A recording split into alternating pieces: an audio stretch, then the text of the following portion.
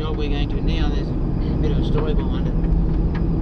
Just the other day, I went to a job in Carrara. It's a little carpet pipe. I've already uploaded the video and I called it. Turn right. I think I called it a carpet pipe in Carrara. Anyway, when I got there, it was only like a metre long, if that, and as thick as your finger sort of thing, not very big at all. And it was crawling through the cracks in the concrete, and it was doing a beeline for this lady's budgies. She had 2 budgies. And when I got there, she goes, man, my husband was doing this the other night, about 3 nights ago, and my husband grabbed it and took it for a walk to the park. And I went, yeah, well, snakes do come back. If you only took it to the park on that road, it would have been back that night. And people don't realise that when you take them a couple of kilometres away, they'll come back as well. And if people do take it too far away and don't put them in the right place, they cross roads and get run over, or people's backyards with wheelers or whatnot. They end up getting hurt anyway.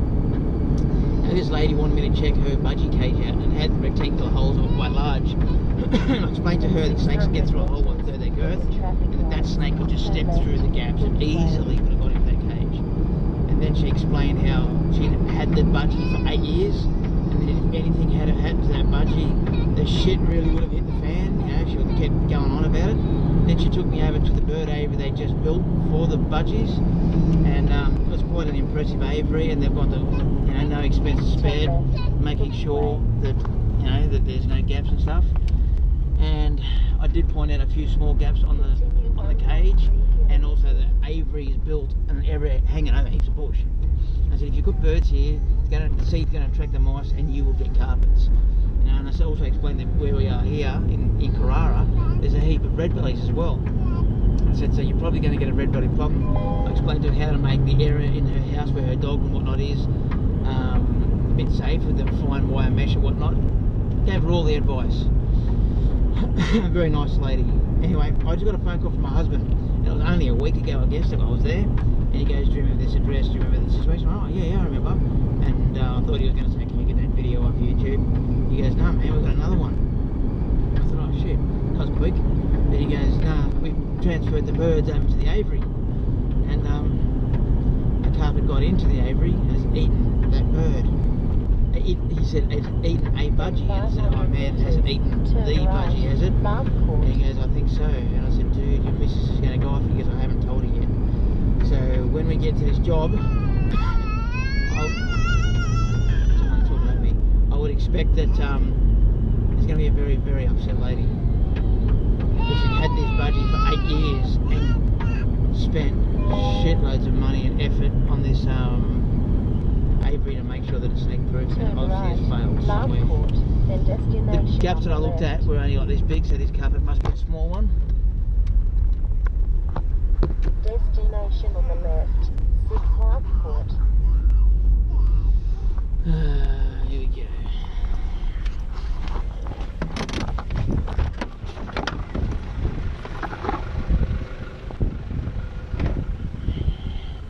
Just finished catching one in Southport. Quite a large snake too. Hey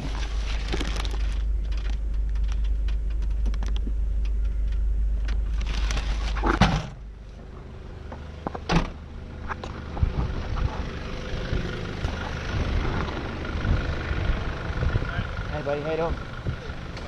Nice to meet you. Likewise. Thanks for coming around late the other night too. No, yeah, appreciate that. Yeah. Right, mate. Good on you. Yeah, so I think I found where he's got in. Yeah, I was just then thinking about it. Now, there wasn't too many freaking gaps to start with. Just either side of one of the feed doors or something. Yeah, well I rewired it up and I've putting some foam around the door. Yeah. It's only 2 places I reckon he's probably may have gotten in, which I'll get you to have a give your thoughts. Yeah, well, when I looked at it the other night, it was here, and here was the only spots I could see. See, I rewired it and extended the wire out. So yep. Could he get through there? Depending on the size of the snake. Man, it'd be a bloody tight squeeze. It's a little snake, similar size to the other night. Very similar size. Well, I reckon he's got that over there. The wires I'll get in there and have a look. Where is the budgie? It's up there. Yeah, it's just in the spot. Let's have a look at this aviary. Check that. Sorry mate, you've got to stressed enough as it is without me coming in here. Like some of these up here. Watch out buddy. See up here, there's quite a large gap just there. Okay.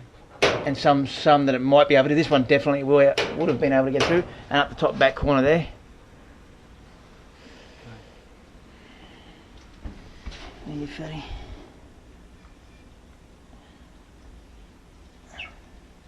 So there's, you know, obviously there's, you know, quite a few baby Snakes. Snakes There's obviously a family of them.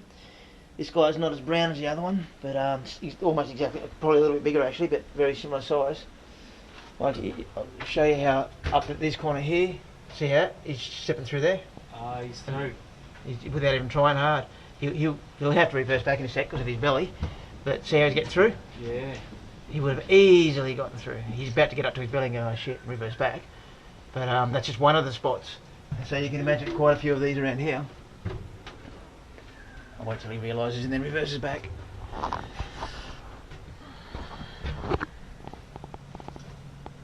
That gives you an idea. Wow. Come on, fatty, reverse gear now. You'll get stuck and then I'll have more of a job to do. Come and have a look at this, huh? The snake, how we can get in and out. I can't see it anymore. See how he's gotten through the roof? Oh, yeah. And that's one of the smaller gaps that are up here. So he's reversing back now because he just realised he's too fat in his belly. That gives you an idea. And that wasn't even trying hard. So I'm not too sure what to do there. Oh, I mean, something that's not toxic. I thought you can use that expander foam or whatever. Yeah. But that might be toxic if they chew it. What put on the other side of the aviary though? On the outside. Yeah. Did it on this side, you know? I'll have a look in a sec, but another thing you can do, you can buy this stuff that's quite cheap from Bunnings. It's an angle, and it's designed, like you just run a screw into it, it's designed, it's aluminium or this same tin, and it's got lots of heaps and heaps and heaps of holes in it, and you just tech screw them on the inside. Anyway, I'll put this guy in a bag. I said to you the other night you'd probably get a few snakes around. I didn't expect them so freaking soon. Yeah, I know. I can't believe it. We thought we'd done a good job with the aviary, you know? Yeah, well, I actually thought so too. When I got in the car, I said to my missus, I said, oh, they'd gone all expenses spared, you know, heaps of effort to make this snake proof, but... Yeah, there's no guarantees of anything, is there? Me looking at nighttime is a little different. When you look at it daytime, you can see the light beaming through. That makes it a little bit more... You can see it easier, but yeah. But tell me, in saying that, you know what I mean, like, Leah's heard a thud. Yep. On the roof.